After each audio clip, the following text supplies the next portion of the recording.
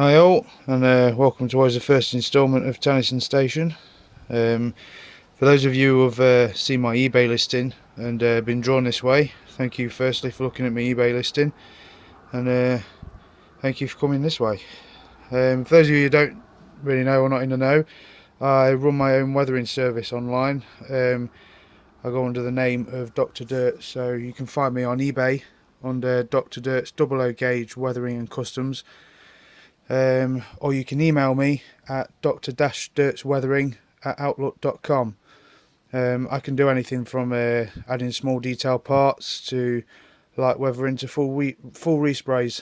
So any locomotive, any size, shape or form, it really doesn't matter to me. Prices are around the £15 to £20 mark, so I'd say reasonably fair compared to other places. Basically what I'm doing is I'm going to be setting up my own layout up in the loft, and despite the fact that there's a BR60s Mark 1 coach up there, I'm actually planning to do a modern day scene. So I'll give you a brief tour. Right, I'll start over here and show you what will be the little village scene above the track. This basically just allows for more room for the track to be straight, so I can hide a sort of sharpish curve underneath there, and just make it a bit more interesting. And what I'm thinking of doing is having a sort of like small village, maybe a big sort of roundabout green area in the middle with a war memorial on, and have some shops and a couple of little takeaways around the edge.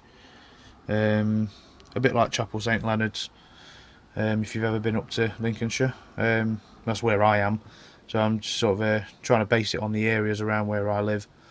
Well, no, I don't live in Chapel, I live nearby. Anyway, down here was just past here. I'm going to have two platforms, one on either side. I'll just have access from the street to each one. I'm not thinking of having a station building, just access from the streets. The platforms will probably run up to, I don't know, just a little bit past that line, and then I have some sidings there. Those top two, as I need to get a lot of track yet, so this is just a mock-up really. Some of it's laid, some of it's not. The third one down is an access track, sort of head shunt for what will be the TMD up that end. Down here is going to be a scrapyard. I'll get into that a bit more in a minute. I'll show you why I was going to do that. This is my 08 shunter that I recently bought.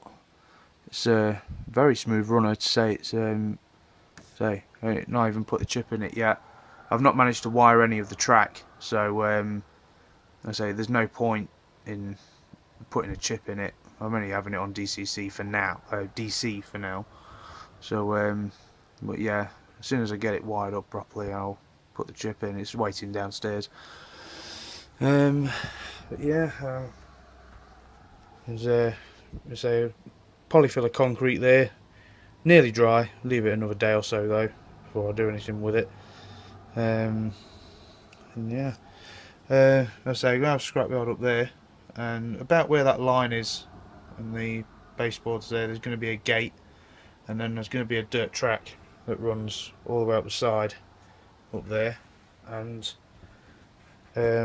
past what will be a sort of access road to what will be the signal box, and it can then run straight under that bridge, and then this is going to be like a B road, so like a main road, the road underneath can come out and just, as I say, carry on with the dirt track thing and just sort of work its way round and up and join onto this road. So then there's access from the road to the scrapyard, which around here I'm just going to have it sort of gently sweeping round and going over this lowered bit. We have all sort of nice country scenery over here. and have it going into a tunnel over there. And after which I'm planning sort of I don't know, maybe some third radius curves or something like that, to then just go around into one big fiddle yard all the way down one side. And for those of you who spotted it, yes, I was stupid enough to buy a Hornby Select. I will be upgrading. So, for those of you who are interested in watching a layout grow and progress, click the subscribe button on my channel, and thank you for watching. I'll remind everybody again, I run my own service on eBay at the minute, on a Dr. Dirt's 00 gauge weathering and customs, or you can email me at dr-dirtsweathering@outlook.com. As I say, these are a few examples of what I've done. The 04 shunter on the left, I've had that since I was about 11. I wanted to get it running on my old layout, but the layout itself never worked out, so I don't know, I'll find a place for it somewhere on my new layout. The Ginty on in the middle as well, that was going to be on my old layout. I thought I'd just weather that up and use it as an example for my business, and yeah, I think that's turned out pretty well. I say, each locomotive that I get, I'll research thoroughly and, you know, try and get a really realistic finish to it. You know, you don't want anything looking out of place or anything like that.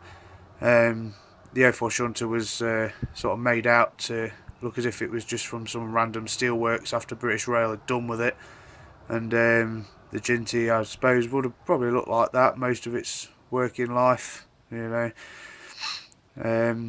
I say I can do wagons, I can do rakes of wagons, rakes of coaches, anything like that. Yeah, message me and let me know what you'd like doing, and I'll let you know address and contact details, all sorts. So thank you for watching. I say, if you like my channel, subscribe, and I'll come back with another update soon.